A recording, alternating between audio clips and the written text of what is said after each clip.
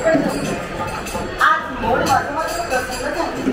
कारण अगदी चार बाजूला पाहिलं ना तर ही हिरवीगार निवड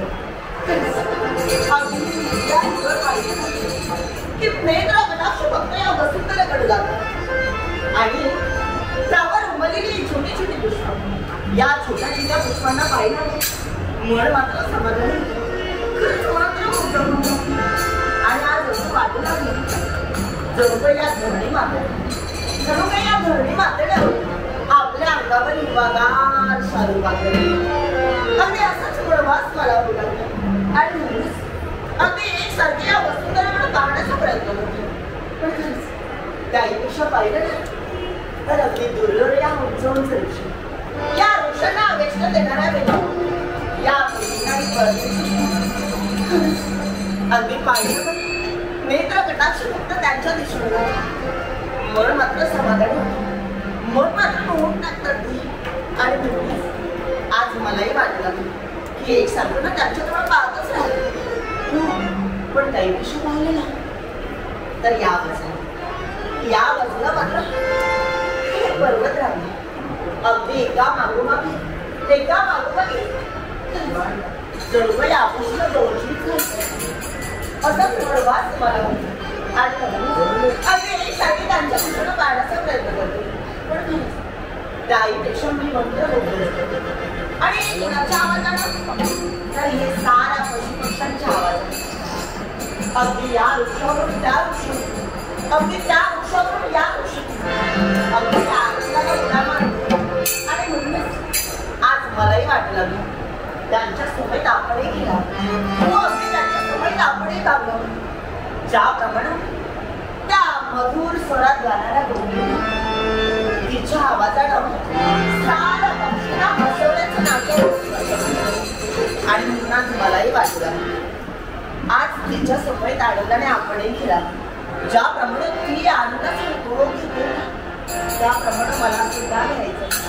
ज्याप्रमाणे निसर्गाला नवं चैतन्य निर्माण झालं त्याप्रमाणे कुठेतरी माझ्याही मनाचे समाधान मला करायचं. आणि आज मी सुद्धा घेणार. जोपर्यंत माझं मन समाधानी होत नाही तोपर्यंत या एकांत वासाचा त्याग करून मात्र कुठेही जाणार. आणि म्हणूनच आज मी सुद्धा खेळणार. हो नक्कीच खेळणार. नव्या नवतीचा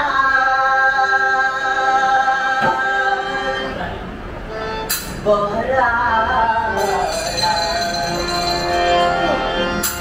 वाटत मला नव्या नवतीचा बहरा वसंत ऋतू आला